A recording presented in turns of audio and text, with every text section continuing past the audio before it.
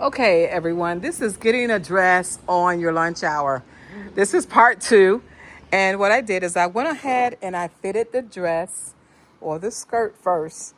I fitted it, turned it on the wrong side, inside out, put a nice stiff interfacing in between on both sides.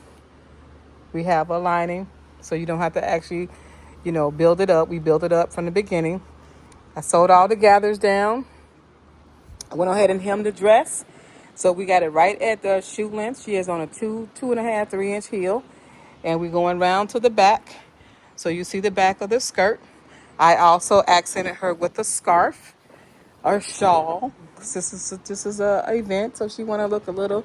All right. Now, all we're gonna have to do. This is not connected yet because I wanted to make sure that the waist fits her snug, and then I'm gonna put the top to the waist, and then of course the waist and the skirt is already together.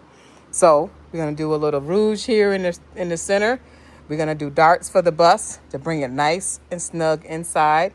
Now these large pins are your best friend. The best friend is that each time you go to the pins, you pull it in, and that's what gives you your first fit, your second fit, and your third fit. Remember, large pins are your friend. And what I'm going to do is I'm going to make sure when I put this dart here, it's going to even with this. When I put this dart here, it's going to even with that. So it won't be like your dart is over here and your waistline is over here. We're tucking this in to fit the waist. Okay, we made this right here. We're tucking this in. Then when I put this in, I'm going to put a little bit of boning right in the inside, which will make that fit even snugger. And the back, of course, we're going to have all this to come together. This coming together, when we put this in, this may come that we have to put in a little bit, take it in a little bit more. I just don't want to do that as of yet. I want to make sure that I put the zipper in, then have her to test, sit, and make sure that it's not going to separate. Make sure that the zipper is not stressed out, and that way we have a great fit. Now she said she wanted pockets. Who does not want pockets? Okay, the dress, I didn't put the side seam in because I want to make sure that the dress lines up. Remember, I told you I did 2.5 yards, 3 yards at the bottom. I wanted it to fill all the way around, and then I accented with the 3 pieces. Then I want to see where she wants her pockets to be. So I did this on both sides.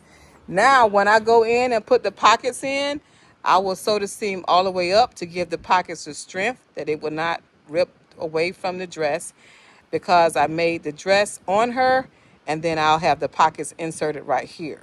You might have to look at this video twice, but first of all, I put the bottom around, one long piece, even it all out, fitted the waistline. I started with the waistline. Start with the waistline, then add the bottom of the skirt, and then the top. Because if you get the waist right, everything else is going to fall in place. So I started with the waistline, then I added the bodice, then I put the interfacing in, then I pulled it in to her fit, her desired fit. This works if you have on great shapewear. That's the secret sauce. The secret sauce is the shapewear. Now, she could wear this with the shapewear she have, a strapless bra, but you have to have the shapewear on to give you that nice couture look. We want a couture look.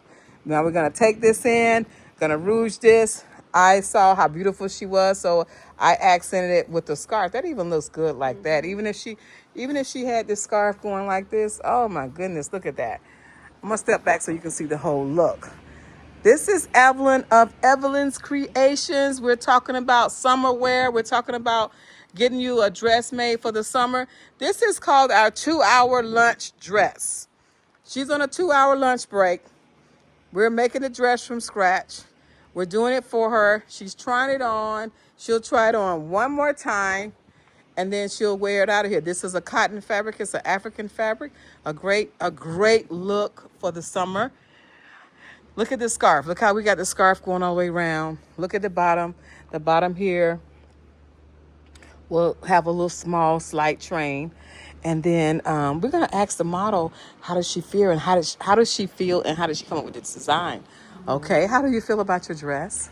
It's absolutely amazing, absolutely beautiful. It's coming together. It's beyond my expectations so far, and it feels very comfortable. Why? What? Tell me about the beyond your expectations. Why? How is it beyond?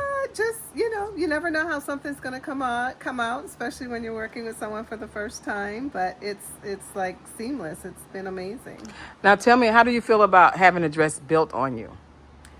This is the first time I ever had a dress built on me. I have custom made dresses before, but I have Okay. not had one built on me, and there's definitely a difference in the fit and the comfort of it, and even the overall quality of the outcome of the dress. And I have to tell you, when I do a custom built dress, I like to have 2 hours. So if you have to come back and just pick it up, you can, because life is really busy right now.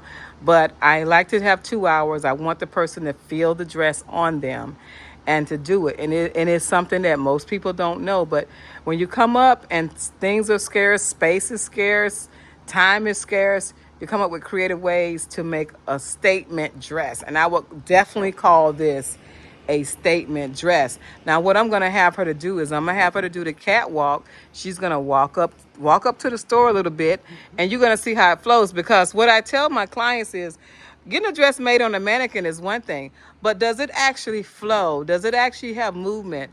Can you feel the dress? So when you're wearing the dress for the very first time, it shouldn't feel like a brand new dress. It should feel like a dress that's already in your closet. So we're going to walk her all the way to the front of the store. This is a good practice runway. So if she's getting out of the house or getting out of the car or going into the event, she feels very comfortable with the dress on. She feels like she's already known the dress.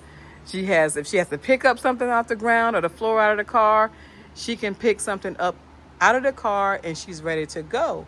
We're going to walk her back to the dressing room. Again, this is also a way that I can find out if the dress is working in her favor, meaning that she should not have a dress malfunction. That's what we don't want, a dress malfunction.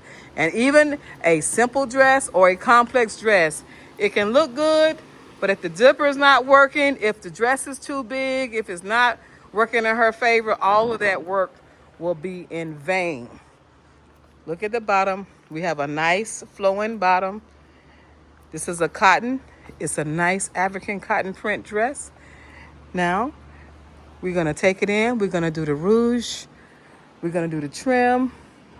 She's comfortable in it. She has her fan, so if she's warm, she can actually use her fan. And we're just going to take one final look. I'm doing one final inspection. Turn around for me, please. I'm doing one final inspection for the dress. And we're going to put the zipper in, and then she'll be able to sit down, stand up, sit down, stand up. And look how she has that fan. Isn't that just a statement ending?